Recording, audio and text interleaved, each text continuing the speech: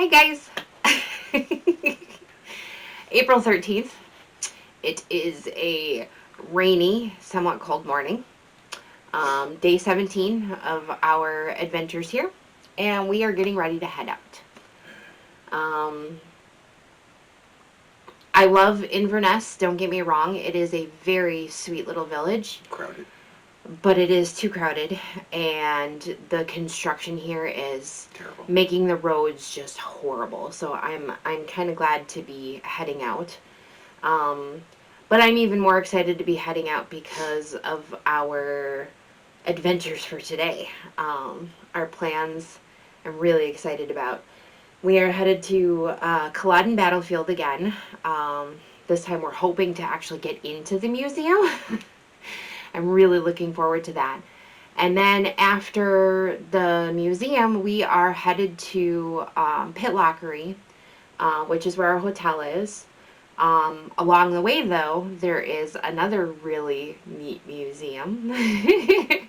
It's a living museum. It's called the Highland Folk Museum. Gee, thanks. And it's a lot like a Heritage Hill style. It's a living museum. They dress in the period. They they act out daily life during that time and everything. So I'm really looking forward to that. As long as the rain kind of just stays a little drizzly or sprinkly, we should be good. But if it starts to get any worse than it is right now, our plans might be rained out again. But yeah, so that's pretty much it for today. We will likely update when we get to Pitlochry or possibly the next morning. So we will see you then.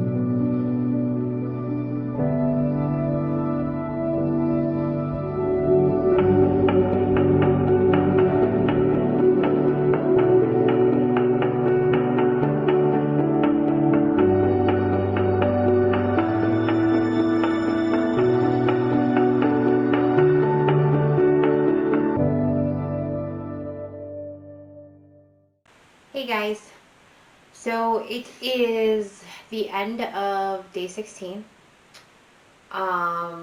We went to Culloden Battlefield and checked out the museum there. That was a lot longer than we were expecting, but totally worth it. It was amazing, absolutely amazing, very humbling. Um, there is a 4-screen theater where you're literally surrounded by 4 screens. And there's a reenactment of the battle done on the screens around you, so you feel like you're almost literally right in the center of it. And I bawled my head off. It was very humbling, very sad, um, but it was an amazing experience. It was incredible. Unfortunately, um, photography was not allowed on the inside. So we didn't get any footage of that.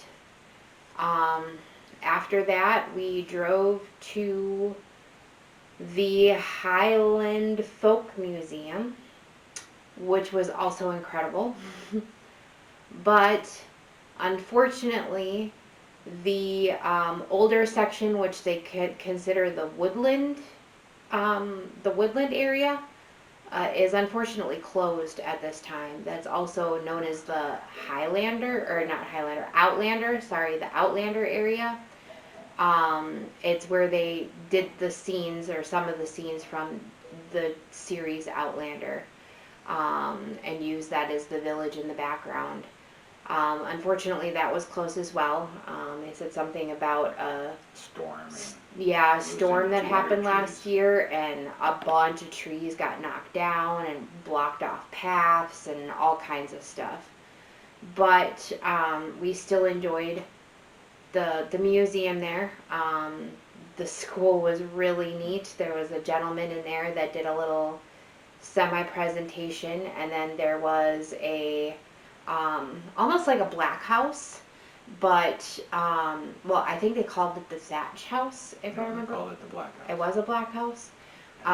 Anyways, and there was a gentleman in there that showed how in the 1800s, roughly, how they started kind of converting the thatch houses into more of residential type places, instead of the way that they were used back in the early 1700s, and prior to that, of course. Modifying the house. Yeah, they were how they modified the house and made it more of a living, like more of a house like today, basically. Separated walls and flooring, so Yeah. dirt floors. Yeah, all that stuff. So it was pretty neat. And then after the museum, we headed to Pitlochry, to our hotel, which we found out when we arrived here is actually a castle. And it's a very neat one. It's beautiful, absolutely beautiful. Took a bit to get here. Construction, of course, slowed things down, and it took a lot longer. And SatNav tried to tell us that we had to do U-turns like 5-6 times in the middle of the freeway.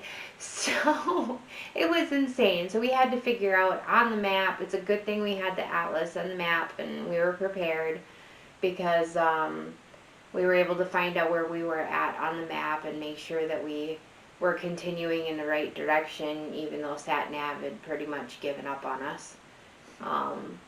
But we made it here. We walked into town roughly, I would say about a mile, to get dinner, and walked back, and we're gonna kind of take it easy for the night. Prep for tomorrow. And get ready for tomorrow. We're probably gonna head out relatively early, because we have roughly an hour drive to Stirling to go see the sites that we want to see.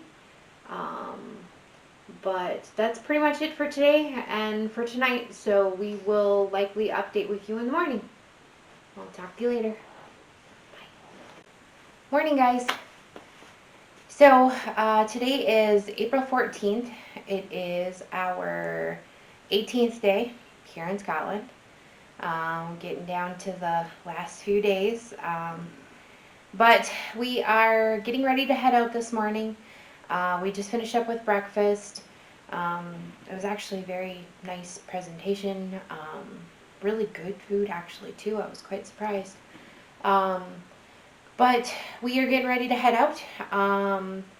Our adventures are hopefully taking us to Stirling Castle this morning, and then to the Wallace Monument. And then we are hoping to go see Doon Castle as well. We found out that Doon Castle is unfortunately closed to the public, or the interior, sorry, is closed to the public, again because of deteriorating walls and all of that. So we can go see it, but we have to look at the outside only. We'll see. So those are our intentions for today. Um, Whether or not we see more, it remains to be seen. But we'll update with you tonight and let you know if we found anything else to do or if our adventures led us elsewhere. So we'll talk to you later.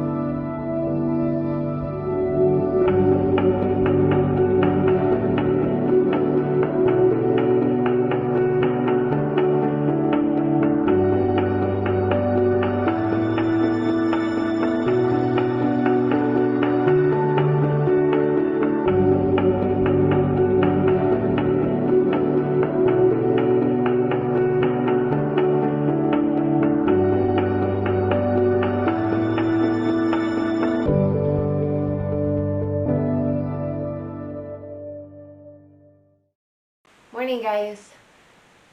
Today is April 15th. It is our 19th day of adventuring here in Scotland. Um, just wanted to do a quick recap over yesterday because we weren't able to follow up with you um, last night. But yesterday we decided to go to Stirling Castle and to the Wallace Monument. Upon arriving at Stirling Castle, we decided that we weren't going to do Doom Castle. As amazing as it would have been, we just figured that we wanted to spend the most of our time and day at Stirling Castle because it was just absolutely beautiful and huge. Totally worth our time because we ended up taking a guided tour at the beginning, which was an hour long. Totally worth it. We had an amazing tour guide, and she was incredibly knowledgeable. Went over facts about the castle, including when certain buildings had been erected and then destroyed and then uncovered and refurbished and all of that stuff, as well as some of the histories of the battles that took place, and just overall pretty much everything that there was to really want to know about Stirling Castle. So that took about an hour, totally worth it. And afterwards, then we went and explored on our own for a little while, which was roughly an hour and a half to 2 hours extra. After that, we made our way up to Wallace Monument. We weren't aware that there were inner chambers or inner rooms in the monument that were basically a little museum. Pretty cool. Yeah, it was really neat. There Hall was of Heroes, Hall of Arms. Yeah. And it was Hall of Royals or something like that. Yeah, something like that. But it was really neat because, obviously Hall of Heroes was influential people in Scotland. Hall of Arms was, of course, about the battles. Hall of Chambers. Yeah, something. I can't remember what the last one was, but it was about basically why Wallace Monument had been erected. But it was amazing. We went all the way to the top. Beautiful view up there. And the structure is just absolutely gorgeous and amazing. The detailing that went into it, all of that, just absolutely gorgeous. But that took up a bit of time as well, because it was roughly, I would say, about a mile, maybe a half a mile up to the monument itself, and then of course you had to climb all the way up. I wanted to see the battlefield, but you could only see it from the tower. Yeah. Because it's from the monument. The battlefield is now a school ground. Yeah. So. Baseball field. No, soccer field. Yeah, it's a soccer field. Yeah. But so that was pretty much the gist of our day. We came back to the hotel. And as I told you in the previous video, or one of the previous videos for here, the hotel that we're staying at is a castle. So the grounds here are absolutely gorgeous. So we went for a little hike when we got back and checked out the grounds here. There was a bunch of little waterfalls and cute little gardens, stuff like that. So we went and checked that out. Did a little wandering, found a church nearby, and then we came back to the room and decided to do laundry. Now, I am grateful that this hotel has a laundry room that is free for guests to use, but They need to clean it and take care of it. it took 5 hours to get our laundry done, and I don't know if it's because that's the way the machines are made, but their dryers don't vent the way that ours do back home. And yeah, it took 5 hours straight to do 2 loads, small loads because these washers are capable of handling up to 8 kilograms. It took us 5 hours to do 2 small loads of laundry. We didn't get back up to the room until after midnight, and I didn't get to bed until after 1, so that's why we both look incredibly exhausted right now. But we wanted to give you an update, let you know what we did, and let you know that we had a really good time, as exhausted as we are, um, doing all of that stuff yesterday. So this is the last video for Pitlochry and Stirling area, and the next one will be our last 2 days in Scotland, and of course we're finishing out in Edinburgh. So we will talk to you then. Bye.